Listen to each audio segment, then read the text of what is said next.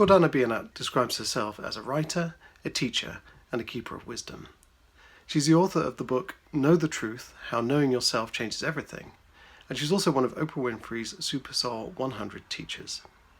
I was lucky enough to sit down with Gordana, albeit via Zoom, to have a conversation on my podcast about how changing our perspective can help us tackle fear, live with courage, and literally change the world around us. I hope you enjoyed this as much as I did. So Gordana Biernat, thank you so much for your time today.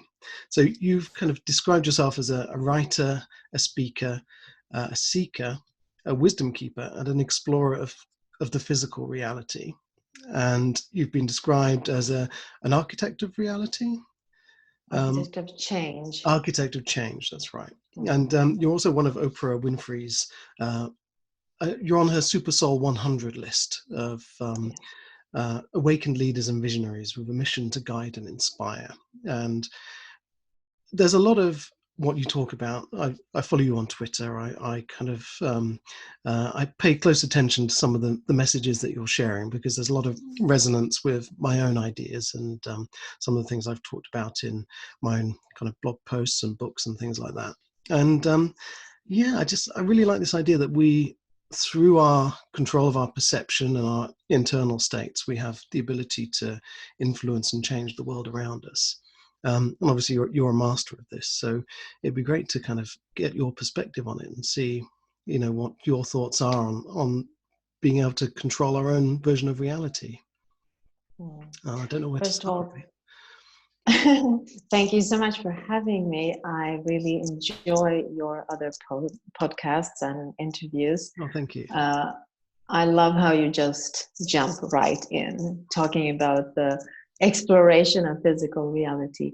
I think I've been doing this since I can remember. There isn't a time where I haven't been pondering upon where do apples come from and how come the flower grows and why is it turned to the sun, and that kind of questions. So I do see myself as a spirit in a bodysuit exploring physical reality. And I also think that we're actually not here to explore our souls. We are here to explore the physical reality, and our souls and spirits are through this body we are experiencing it, which means that the most spiritual thing I can do is actually to be present in the now moment, in this physical reality, breathing in and out and absorbing everything around me. Because as a spirit, I cannot experience this outside of time and space. So I remember as a young girl, I was thinking about how beautiful it is when you are a soul, and it might be painful to be in a body, because I come from rather harsh background. I had an abusive father, and it was tough. So at times I felt like just escaping the body and being a soul or a spirit would be much, much better. But then I met my husband, and he enjoys life. He loves to eat, to drink, to breathe, to be in this reality. And I started looking at him and realizing that I am not here to find my soul. I am a soul experiencing the physical reality. So the most spiritual thing I can do is to literally be present here and awake to everything that happens. So that has been my philosophy since then, that I am here to explore the physical reality. And so are you and everyone else. Do you think that outlook has influenced how you see reality? I mean, you said you had a harsh upbringing, and I know a lot of people who are kind of experiencing life from perhaps a more spiritual perspective do have periods in their life that have been quite difficult. I know Sharon Salzberg, Jack Cornfield, people like that do have quite dark periods in their lives that have led them to kind of I want to use awaken in the loosest way possible, but it kind of forces you into a different way of thinking. Perhaps when you have nothing going right for you on the outside, you kind of turn inside, and then suddenly you experience the world and your environment in a new way. Do you think that has had influenced your perspective and Well, I do think it has, because as I say, I can't remember a time where I haven't been able to find my truths from within. I knew that everything I needed to know, I kind of had to turn inwards to find it. And there is a reason for that, because when you are in a home where you're not communicating with your parents in the normal way, I mean, I couldn't ask questions. I couldn't ask, what are the stars? So I had to figure it out myself. And I think that this is the way my higher self is guiding me in this reality, where I kind of put myself as a spirit in a very harsh environment in order to learn these kind of things. So as an 11-year-old, I could stand by a window and look at the starry sky outside and realize that why I can see the stars when I close my eyes is because my mind or my thoughts are made of the same stuff as the stars. There is no boundary. It just feels like a boundary because I allow my eyelids to drop, but there is no boundary between what is in here and out there. And I mean, I couldn't ask my parents about this because in a way, every child is smarter than their parent, because that is how we evolve as human beings, or as a collective human mind. We evolve by bringing children into the world that are a little bit smarter than we are, or more illuminated, so to speak. So if I would have asked the questions that I had in my mind, if I would have asked my mother or my father, they would give me two simple answers, and that would be limitations. So in a way, I think that my higher self forced me into thinking about stuff on my own. So as I say in my book, there were 3 participants in my discussions. It was me, myself, and I always, and the universe. Yeah, of course. But of course, the universe is, everything is one, and there are no boundaries. So Yes. I think it's Thich Nhat Hanh said, we are to the world as the leaves are to the trees. We're all part of the same thing, if you like. But do you think your perspective, and it's probably leapfrogging right into another topic, but do you think your perspective, and whatever has created that perspective, your upbringing, your experiences, your view on the world, do you think that actually influences the world around you and your place in it? Absolutely. I think that I am the creator of my own reality.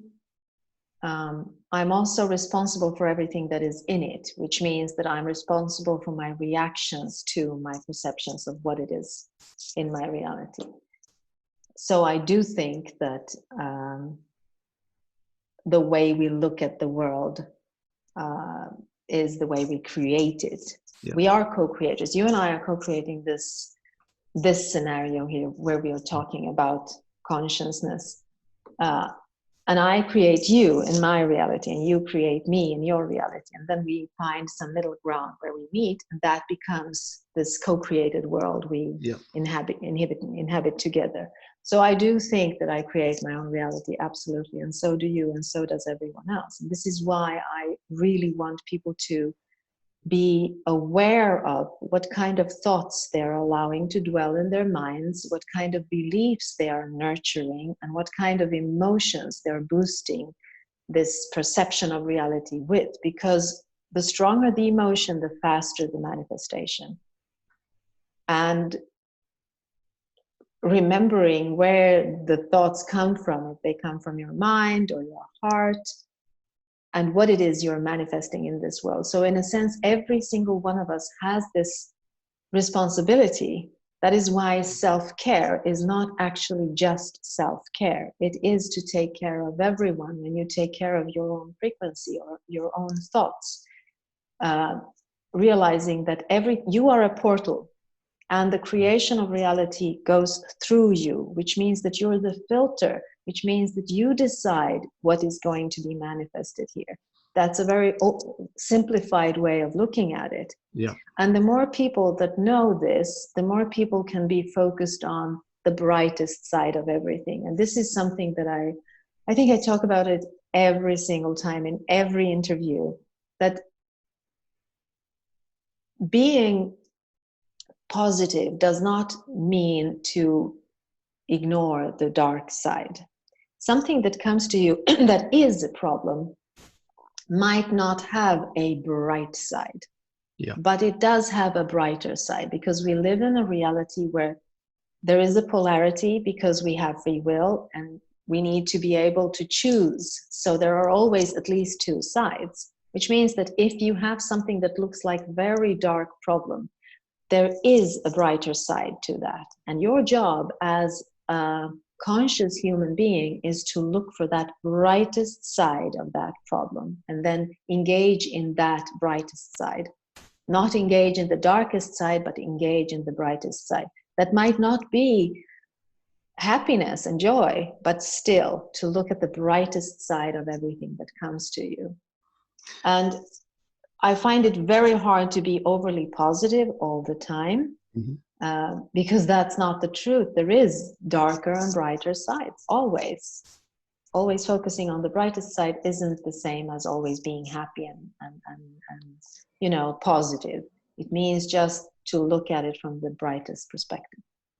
I suppose what you've just said has kind of made me think of about 5 different things I'd like to split off and discuss. But yes. One of the things is just kind of, do we face up to what's going on? I think one of my favorite quotes, and I always misquote it, was something from Byron Katie.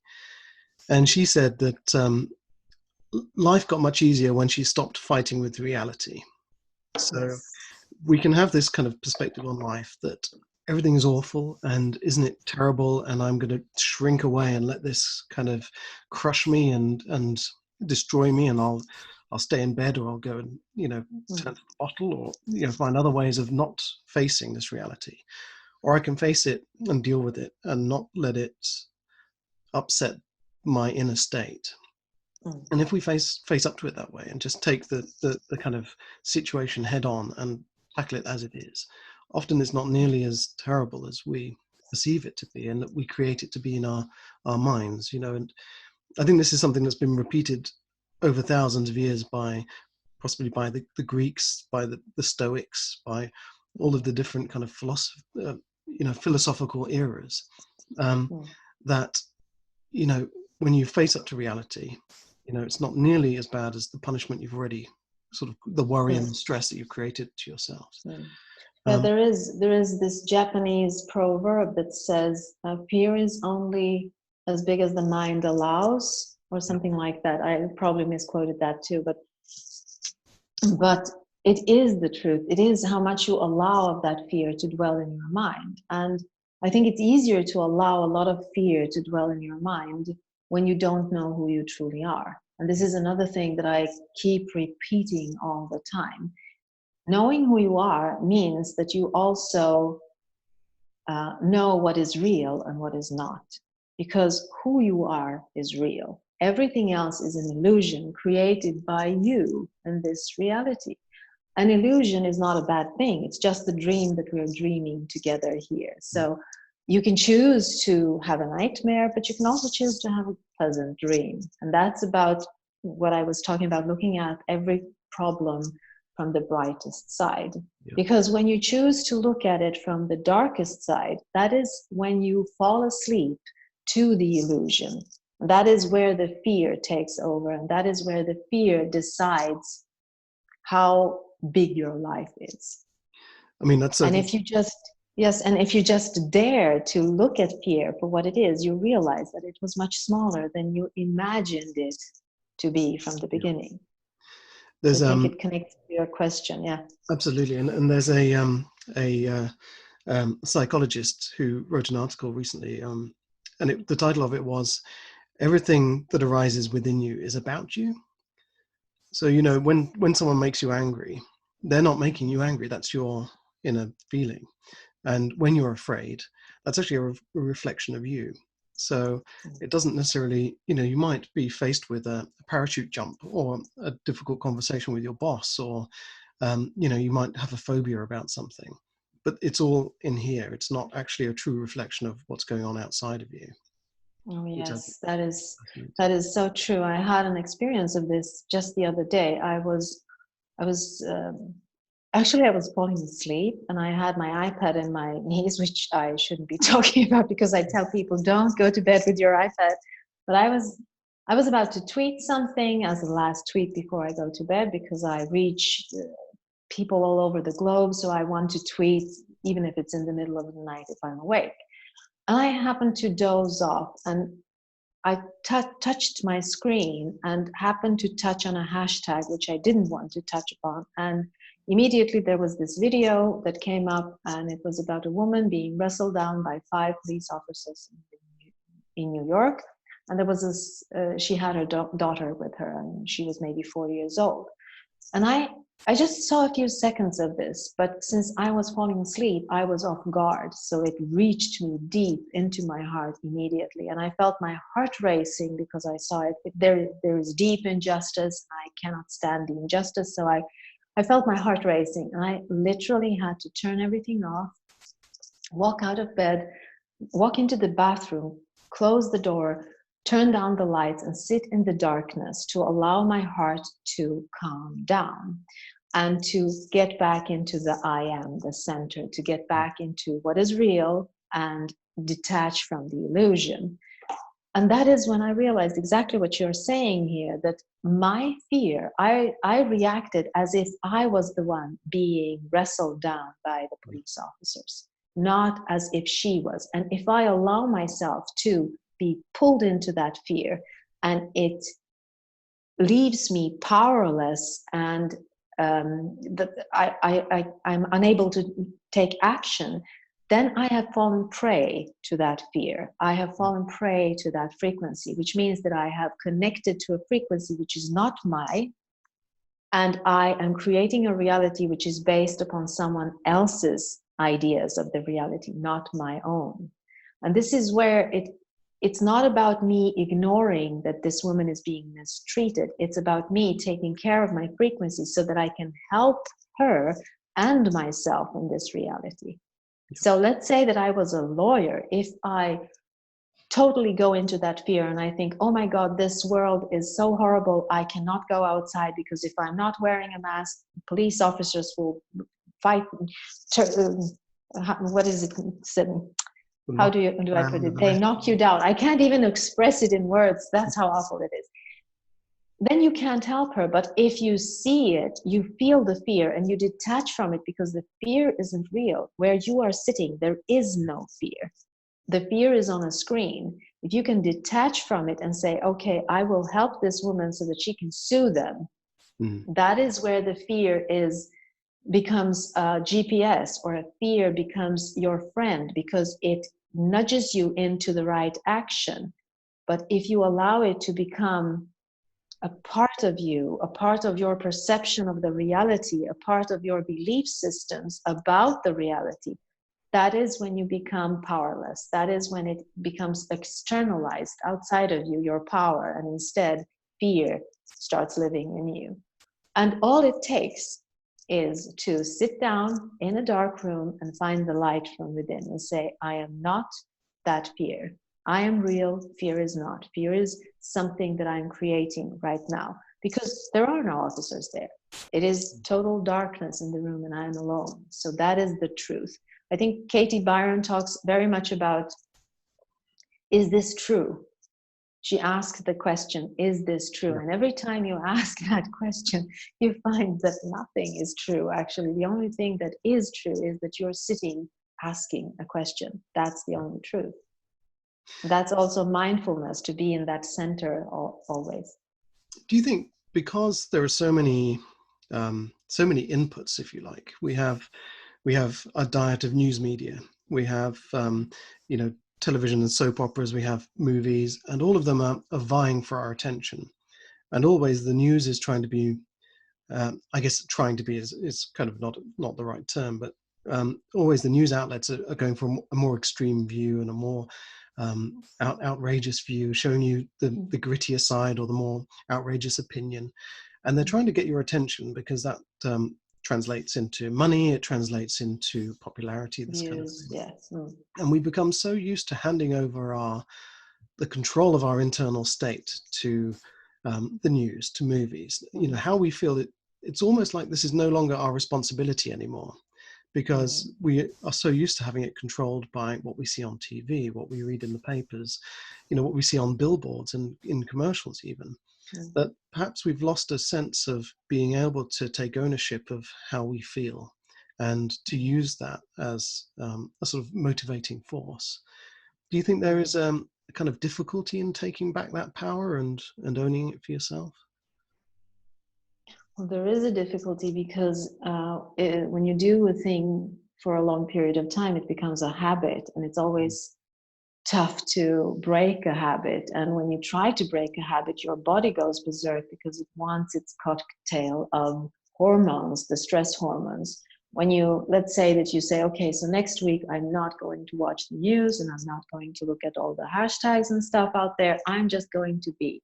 And that leaves you in a place where you feel loneliness and it's not loneliness, it's the silence. It is the silence that gives you time to explore things that are in your physical reality, that are there. You know, how the thing I was talking about in the beginning of our conversations, where we are here to explore the physical reality.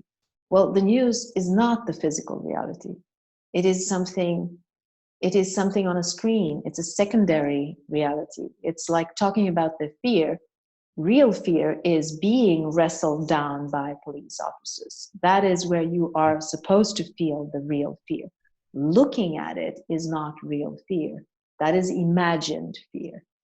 And it's the same thing with the news. I mean, when you look at your reality, you might see a bird outside or a tree just going like this. Mm-hmm. That's the reality. And I know for sure that the essence of this reality, this oneness we talk about, is unconditional love and acceptance of all that is. And the minute you disconnect from the movement and motion and the attention seeking from the outside, the minute you start focusing on the now moment, you tap into that frequency, which is the essence of who we all are. So if you allow yourself to be in that loneliness, in that stillness, you tap into the real frequency, the essence of what everything is made of in this reality. And that is always calmness. That is always stillness. That is, if someone would ask me, who are you? I would describe myself as that stillness, exploring motion on the outside. And the motion is created by my mind and where I put my attention. Yeah. My thoughts and my beliefs and my attention, where I choose to put my attention, that becomes a reality or emotion in that stillness, which I am exploring. So I'm not even my thoughts.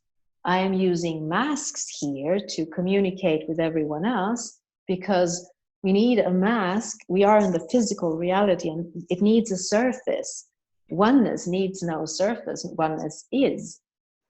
So in order to communicate with you, I have to wear a sort of a mask where I am a writer, a teacher, a mother when I speak to my son. And those are the masks I wear and through which I look into this reality. But if I really want to know the truth about this reality, I would go and sit by a tree and just sit there. And that's where I can experience that without even meditating, because it's enough that I sit there.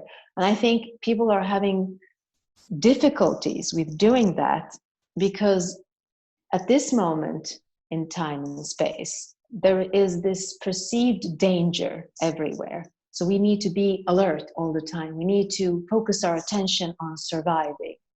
When we're here to thrive, really, we are here to thrive. So understanding that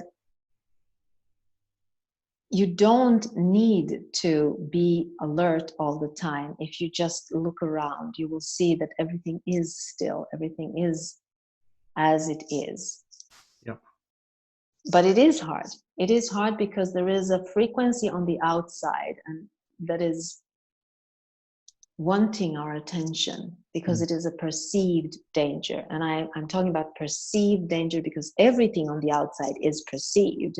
So we can choose what we want to perceive. and if it is real danger or just a secondary danger, secondary fear we are exploring. I hope it makes sense to you, because Yeah, no, it there absolutely is. does. Yeah. I mean, this whole idea that by focusing your attention with intent into different areas. So when you focus your attention on your son, you become the mother, and you look through mother's eyes.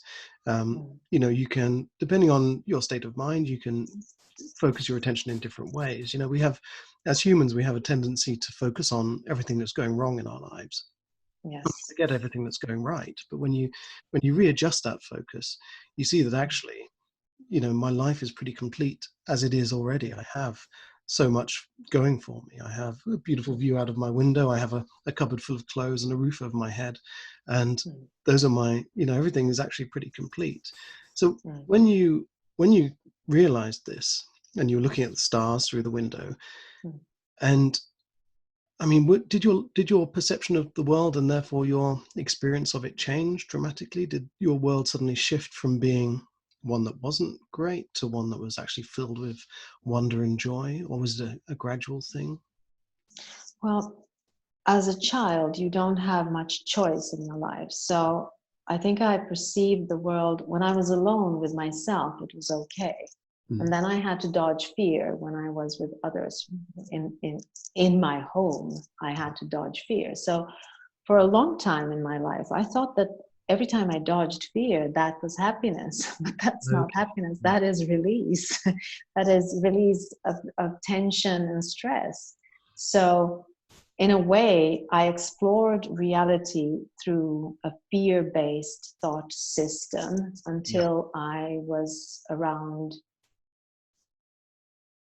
20 or something like that. That is about the time when I met my husband. But I did have another experience which also dodged me into understanding that life is not about surviving, it is actually about thriving. And I was in a car accident.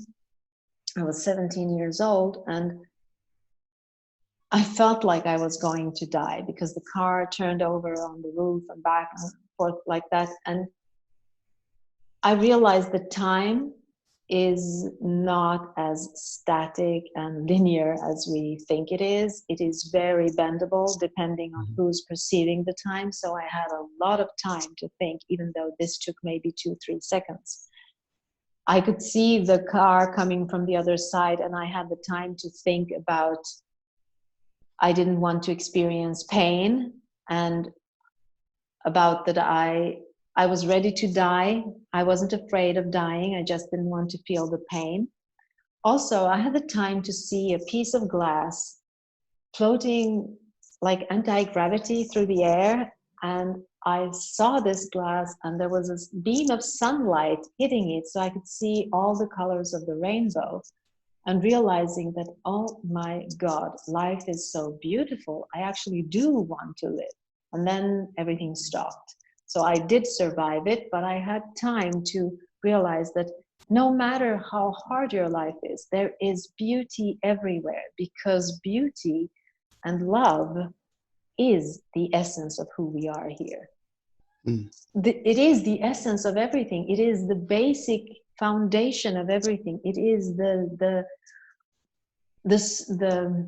pattern of everything. It is held together. It is the glue. I can't even find all the words I want to, because it is everything. So wherever I look, it doesn't matter what I look at, I will always find beauty in it. Yeah. Which means that life is beautiful if I am willing to allow that frequency through me. So I was tuned into a bad frequency because I had to dodge fear. Yeah. I had to survive. And then I had this epiphany moment where I realized, oh my God, life is beautiful. And after that, I remember standing in the grass, and I was injured, so I had blood on my feet. I was looking at my feet, and then I was looking at the grass and thinking, oh my God, the grass is so green. Has it always been that green? And I looked up, and the sky was blue, and my father was walking towards me. And I looked at him, and I had this feeling like he had shrunk. He felt smaller. And I knew that it was because something happened within me where I expanded in my consciousness, and I felt bigger than he was. And that was the first time in my life I felt something like that a person who I knew as much bigger physically than me, I felt like he had shrunk. So I realized that nothing, nothing is static here. Everything is changeable depending on my point of view and how I perceive it, or more of what I believe about it, because that is where the key is, what I believe about it. So I don't know if you feel the same thing, but when you change a belief, I mean, everything changes. Everything you look at changes. Yeah, absolutely. Well, I mean, the way I look at it is that the beauty is there and the ugliness is there at the same time. And it's just a matter of teaching ourselves where to look. It's, as actually, I think Oprah Winfrey said it herself. She said, what you focus on, or the things you focus on, expand. And it's, I mean, if you want to talk about it from a kind of psychological perspective, it's about attention bias. So, you know, when you, they always talk about the yellow car syndrome. You know, when someone says, keep an eye out for yellow cars, they're everywhere. Up until that point, you haven't seen any yellow cars today, but suddenly you're surrounded by yellow cars. And it's not that there are more yellow cars. It's just that you're suddenly more tuned into the yellow cars. And we can teach ourselves to tune into the beauty of the world and the beauty in ourselves as well by just paying more attention to that. And whenever those negative thoughts arise or those negative beliefs, we can say, hang on, today I'm just going to let you kind of sit over there, and I'm actually going to focus on how green the grass is and how blue the sky is today. And that's where, this abundance comes from. Yeah. Yes, it's a matter of choice, an inner choice. It is the hidden knowledge within you that will give you that choice. And it's hidden because no one else can see it. It is yours. It is in here. So all the occult stuff that we talk about, it's not about others hiding it from others. It's actually about that no one else can see it, only you. It must be perceived from the inside. I write about it in my book, where I say that the hidden knowledge, there is esoteric and exoteric knowledge, and the esoteric knowledge is supposed to be found on the inside, so no one else can do it for you. That is why it is hidden. It is hidden from everyone else, but it is yours to explore. And in that is the choice, what it is you're looking at and how you are perceiving it. There is beauty literally everywhere. I mean, I'm an art historian. That is my academic background. I have a master's degree in art history. And I realize why I am an art historian, because I'm looking for the beauty everywhere. I am looking for the Fibonacci spiral. I'm looking for the golden rule in everything. And when I see it, I feel my frequency rising to the right frequency. So it's a way of looking. I thought that I was going to be an art critic, and I didn't end up as an art critic. I ended up as a writer, because that was not what I was looking for. I am always looking for the right frequency, our true frequency in this world. And it is always found in the beauty, and it is everywhere. It's just a question of how you look at it. The way you describe the yellow car and think, it is about synchronicity. It's about positively reinforced synchronicity or negatively reinforced synchronicity. But synchronicity is the pattern, the thing that makes everything appear at the right place in time and space, always. Right, meaning that it is connected to your frequency. So if it's a negative thing, it is still right, because your frequency, the frequency that you're sending out, is matched by that synchronicity. And it is showing you that, okay, you don't like this, then you have to change something, because this is the frequency you're tuned into. So you will get synchronistic reinforcement every time. There is no pause button. It is working all the time for you. And the negative stuff is there for you to see that, okay, I need to change. What do I need to change? You know, it's like putting your hand on a hot stove and keeping it there. That is what dwelling in fear and the negative stuff is. But we're not acknowledging it for that, because it's emotional and it's private and no one can see it. So we're in that suffering. Usually we would just lift our hand and say, okay, not going there anymore, trying something else. I mean, a lot of this is about I mean, there are things you can change around you, but when that discontent and that unhappiness remains, those are the signs that you need to change something internally. Mm. And I guess it's you said earlier it's about finding out who you really are. But Mm. when the person that you really are is buried under possibly decades of bad experiences and negative reinforcement, how do you go about stripping away everything that isn't you to reveal who you are Mm. and to experience the world that way? Oh, you know something? The fastest way is to have a near-death experience. That gives you a really good picture of who you Yeah, are. But it's about a willingness. It's about a willingness to go higher.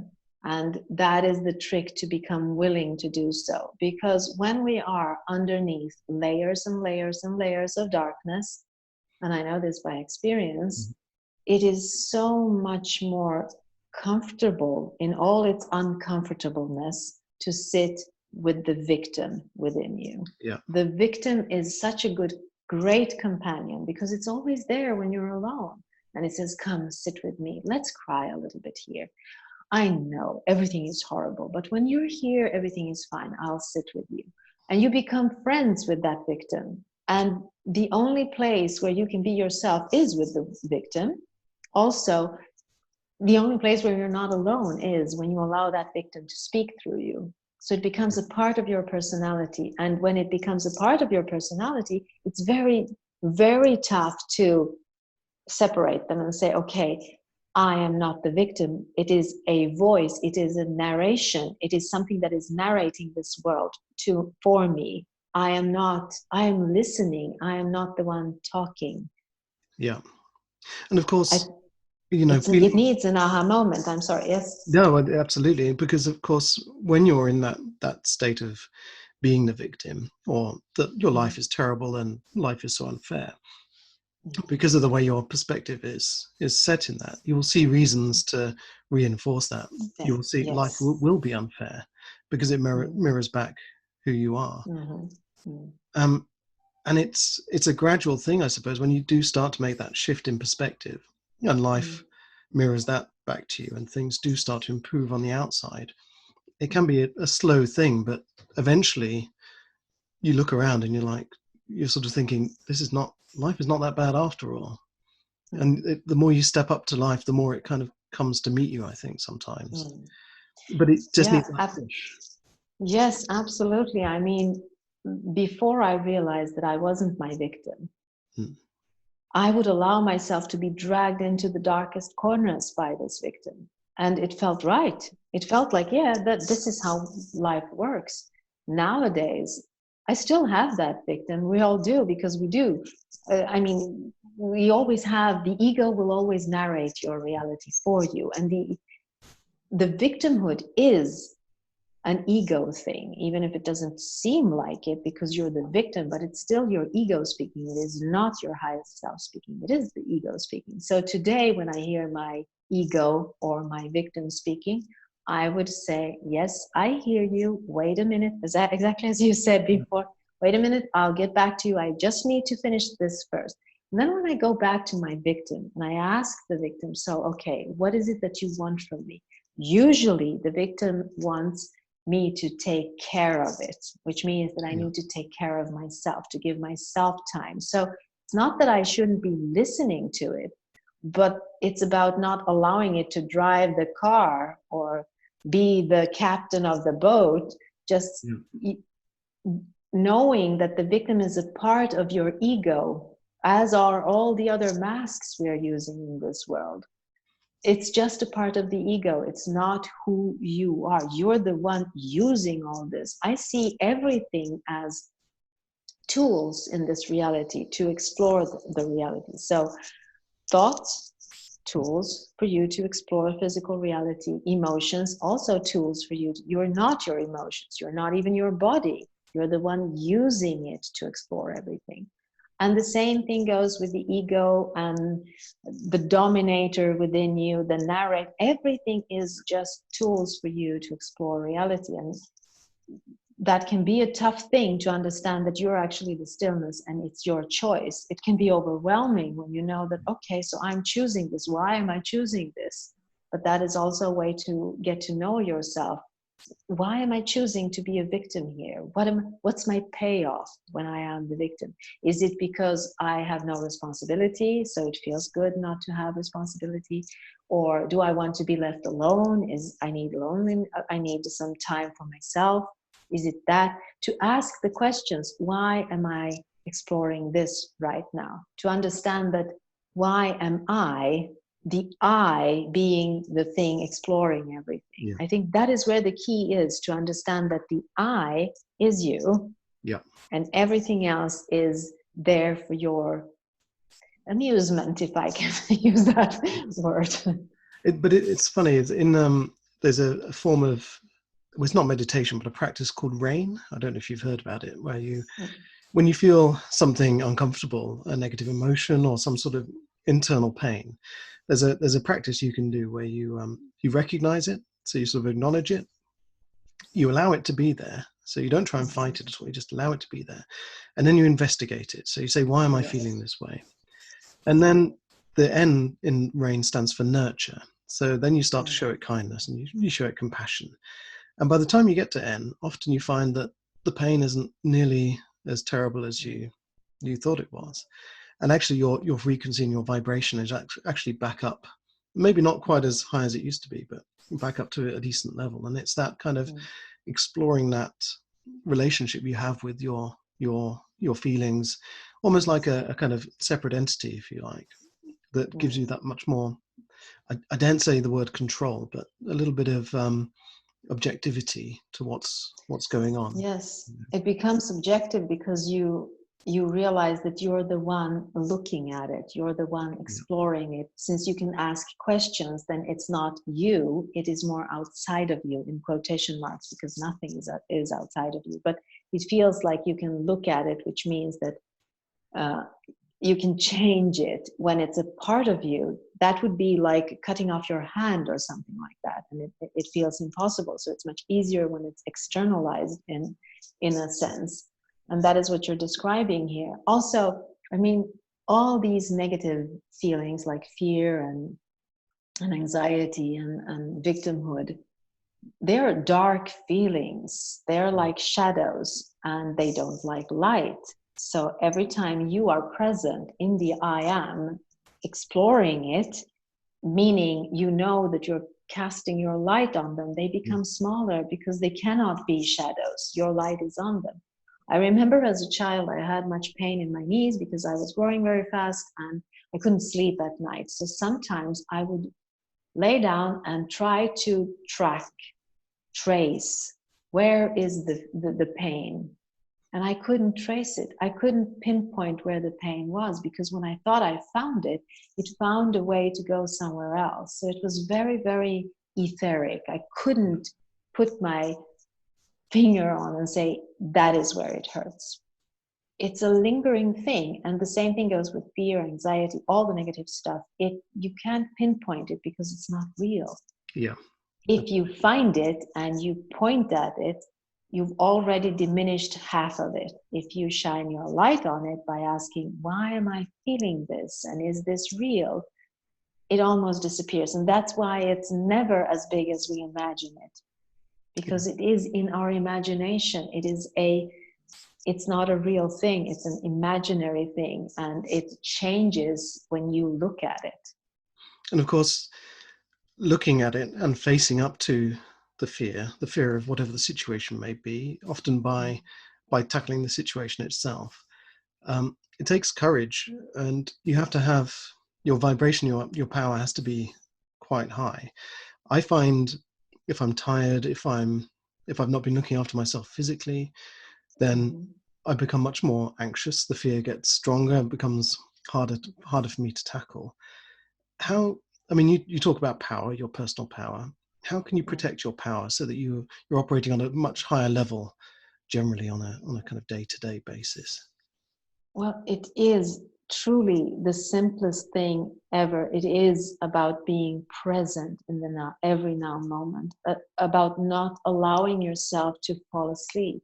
every time you feel a negative thing, it is a signal that you're deviating from alignment with the highest frequency possible.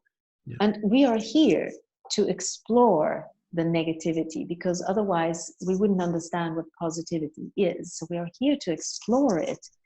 And it's not bad when you feel pulled down by it. What is bad is if you accept it and allow it. So there is a time frame for you to stop and to say, okay, I need to be present. Sometimes it's enough to just think the thought that, okay, I'm going into a negative spiral here. And then just breathe and say, I am here. Yeah. Just to say, I am here means that there is no, I am, is filling up your entire body. So there is no space for any other frequency than that in your body.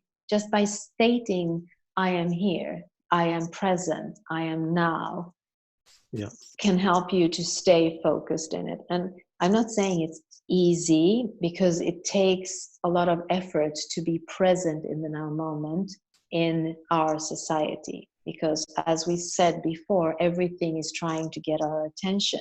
And if we allow that attention to float away into a direction where fear lives, like in the future, predictions about the future, then we're not present in the now moment, and that makes us prone to even more anxiety, because anxiety always lives in the future, per definition, because it's unknown. Yeah. So just being in the now moment and looking at the leaves, or focusing yourself on a glass of water, enjoying it, mindfulness is actually the key here to not allow oneself to be dragged into negativity. And yet, if you are dragged into the negativity and you explore the negativity, it's a question of how fast you remove your hand from the hot stove. It's a question of how, and that is where willingness is so important. Willingness to always be your best self, the willingness to always find to the I am. And I think the first thing that one loses as a child is the willingness to do so. When you're pushed down into the darker emotions all the time, you lose the willingness to do so, because you know that there is no hope to do so. As a grown-up, you can return to the hope. You can find the hope within you, and then nourish the hope and the willingness to see things differently, to always get back to the, I am willing to see this differently. I think this is a mantra. I'm sorry. This is almost like a mantra for me when I feel like, let's say that I have an argument with my husband. I mean, we've been together for 35 years, so I know him. I know who he is. He's a beautiful soul. And yet my ego will find ways to show me that he isn't a beautiful soul, even though I know this truth. So I jump into that frequency. And when I find myself doing that, I have to be awake, and I have to tell myself, okay, so is this true? Why am I exploring this? Being brutally honest to myself, and then say, I am willing to see this differently. And when I say that, I start looking for a different angle. So maybe he is like this because he's tired. I'm finding the ways to find his beautiful self again. Yeah. Because I Because guess his track record tells me that he's beautiful. I guess it also comes back to this question that you said before. What do I actually know is real here? Yes. I can feel all these things. I mean, I'm making a lot of inferences from other bits of information. I'm assuming a lot of things, but what do I actually know is real here? You know, I'm basically a person here having a conversation or having a thought, and that is all I know. And then by the time you've kind of gone through that process, then things have diffused a little bit, and you know, you've come out of it and you're back in the present again, you know. Exactly. The question, what is real here? Brutally honest answering that. Again, it's about knowing who you are, because you can't say, let's say that I perceive you in a certain way. It's a perception within me. It's a mirror of me. Yeah. So if I say, yes, that is true, then I am lying to myself, because it isn't. I cannot know anything about you. Nothing. I don't know anything. It's just how I perceive you. So it's with me always. That is why I usually say to children who are bullied that it's not a mirror of who they are. It's a mirror of the lacks within the bullies. It is Absolutely. that, but it's very hard as a child to see that. As a grown-up, you can see it. As a child, it's hard. You learn how to accept that as a reality, that what everyone else is telling you, you are, you are. Yeah. That is why it's so hard to go back into the I am and say, I am present. That is the only truth. Everything else is perceived. Yeah, and I guess it comes as well to this kind of question: where does it hurt? You know, when someone is angry, and you think they're angry at you or they're being cruel to you, you kind of have to ask yourself, where are they suffering? Where is their pain here? So when you see someone being hateful, or you see, you know, these police officers dragging this woman to the ground, you have to kind of try and understand them. It's very easy to judge and be judgmental, but you have to kind of ask yourself, where's their pain coming from? And the more we ask that question individually and collectively, I think the more we step towards a more compassionate society. Rather than looking for enemies, we just see people with different experiences and backgrounds and perspectives. And we can turn that light on ourselves as well when we're feeling angry, when we're feeling, you know, hatred towards someone with differing views or with a different background. We can stop to ask ourselves, where are we hurting here, and why are we hurting? You know, what part of our experience or our identity has caused us to react this way to this situation or this person?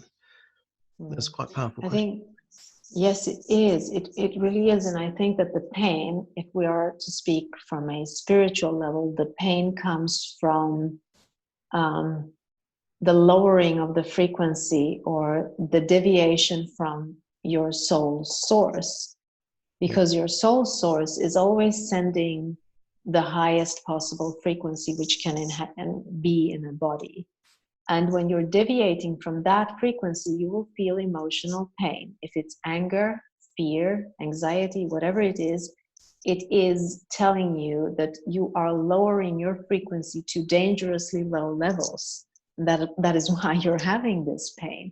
So I think that anger usually stems from fear of something. So you get angry, you need to protect yourself. And when I look at it from that perspective, I can see that there are no perpetrators. There's only victims in all of this.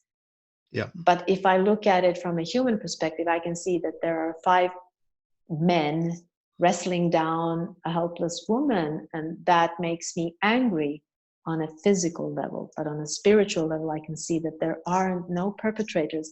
There are only victims, and all of them are falling asleep to who they truly are.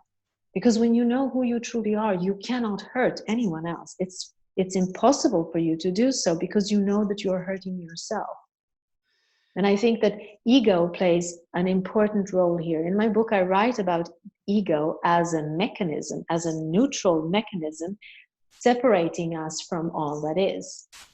If I don't have an ego, I don't have any desires. And if I don't have any desires, then what am I doing in this physical reality?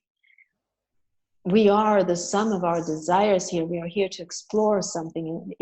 I am my soul's desire to explore physical reality. So my desires are kept in my ego, in a sense. So if I look at ego as this glass, when I use my ego the right way, my soul can be here and I can see everything. I know that there's something outside of me. I don't need to protect myself to survive. I understand that I'm just one part of all.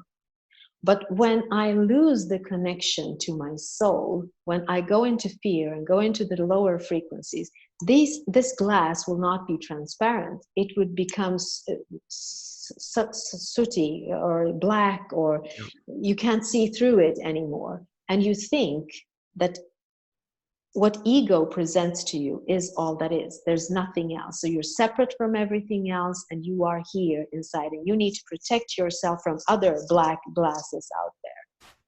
And that is not the truth. That is when the ego is allowed to drive the car and not the I am. And the ego can be, as I say, a victim, perpetrator, whatever it chooses to be, what mask it chooses to use.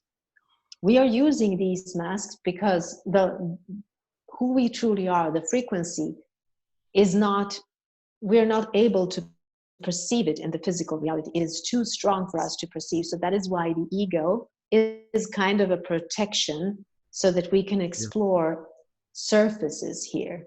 But everything is illusionary, is still. So when we lose the connection to our highest self, the ego becomes this black thing and we can't see through it. We can't see the truth that we are not alone, that we are one of many. We can't see it. And I think that when you are able to hurt someone, you're always speaking from the ego. You're not speaking from your highest self. So hurting other sentient beings is a sign that we are living in an ego-driven society. And as I say, ego isn't bad, it's just how you use it in this reality. Do you think we've given over the responsibility for our own actions and our own beliefs to our egos, and that we use our egos in a way to absolve ourselves from taking any kind of responsibility for the state of our perceived world? You know, you can sort of say, well, it's not my fault, I'm just like that, I'm just an angry guy, or I'm just a moody person, it's not my fault, it's just how I'm made. Do you think we're behind it? Well, that's a very, very, very interesting question. And I do think that it is that way, because the ego will allow you to escape responsibility. Your responsibility is everything you have in your reality is your responsibility. How you react to it is your responsibility. It doesn't matter what it is. Your reaction is your responsibility. And I think that we do not want to have that responsibility. Most people do not like to hear it, because we are almost born into this world as victims. We are taught very, very early how to become victims, because there's always rules we need to follow. We're never allowed to explore our curiosity past when we're 4 years old, I think, and then we start to be taught how we're supposed to be. And when we're not that way, we are punished, and then we become victims, and that becomes our mode of living. I think Marianne Williamson talks very much about that we live in a society which is a thought system which is fear-based.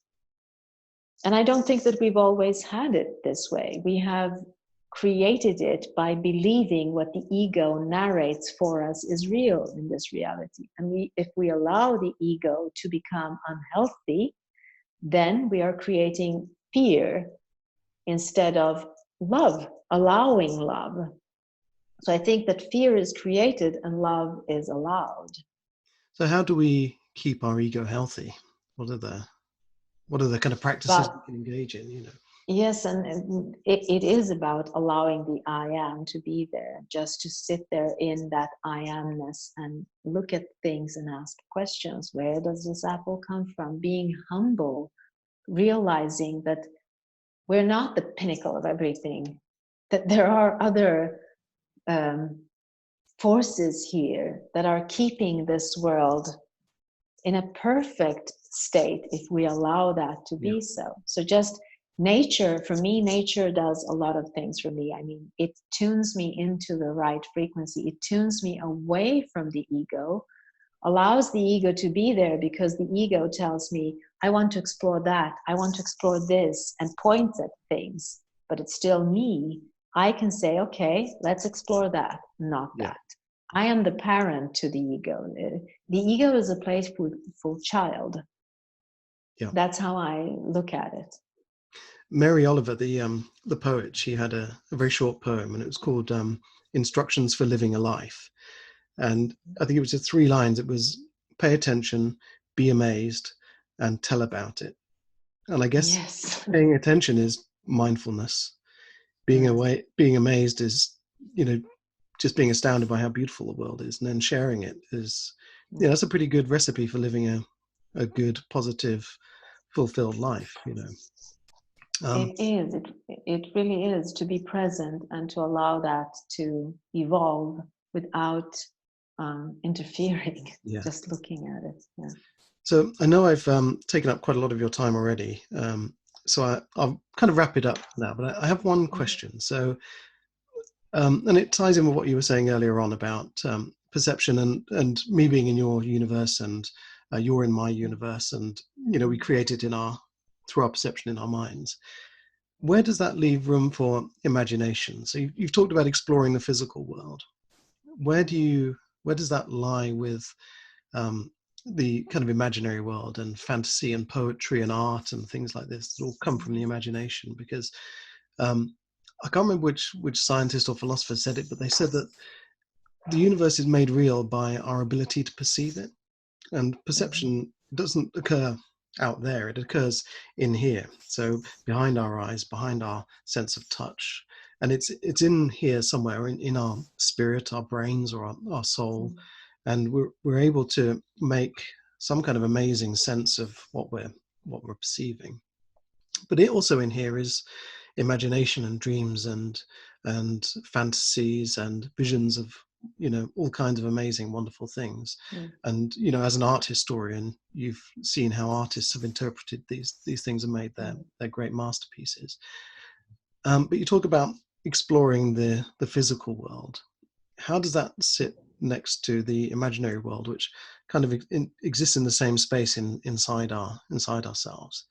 How do we Well, the way you describe it, I think that the receiver is inside of us, okay, but the information isn't. So when I have a clear receiver, when my mind is connected to my heart, that is when the receiver is open, and I can literally download what I need, and that is matching my frequency. When I'm open, and that is to be in the I am, always to allow that to be open and to allow free flow. I know that when I'm overthinking stuff or when I'm over preparing and not present in the now moment, then I am not creative.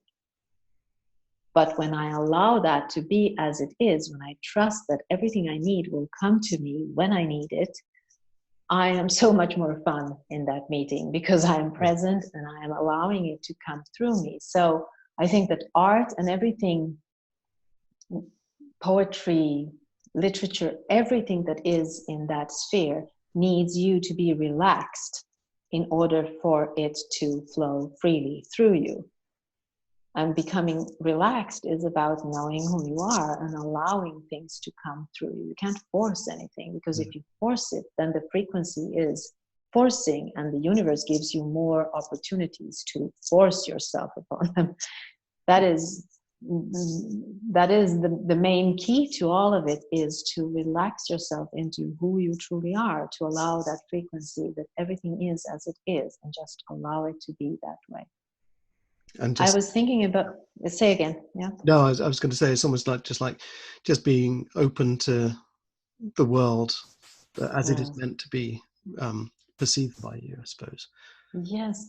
You know something, I think we should end with one thing from my book. I love to end stuff like this because it tells you literally who you are. And I'll read for you. It is Truth Thought number 231, because you can use my book as an oracle, and I choose 231 today. So I want you to do what I tell you to do, and we'll do it together, okay? Yeah. So put your hand on your heart and repeat after me. I am the light in the darkness. I am the light in the darkness. I am the love in the hate. I am the love in the hate. I am the calmness in the storm. I am the calmness in the storm. I am the courage in the fear. I am the courage in the fear. And that's it. This is who we all are, because that is the essence of the universe. Everything else is created in our minds when we are in fear or in a belief that is not beneficial for us. And that puts us at the center of it. The calm always. center of the storm, yeah. Always, always. The storm is always going on. It's a beautiful thing. That is what we're here to explore. But you can always put out your I am hand and pick out things and say, okay, I don't like that. Maybe I like this. And you put that and look at, oh, this I like. I'll explore that more. Absolutely. That's what it's all about. Fantastic. Well, I think we've explored a lot already, and I feel like we could carry on for many more days Hours. to come. Yes. Yeah, absolutely. But Yes. I won't keep you any longer. But thank you so much for your time today. That's been really useful, and you've shed some new light and given me some new perspectives on things that I thought I had a good idea about, but now I've got another direction to go and explore. So I'm very very happy about that. I'm very grateful as well. So beautiful. Thank you so much. I enjoyed our conversation. Great stuff. Well, have a lovely day. Thank you. The same. All right. Well, I hope you enjoyed that conversation with me and Gordana.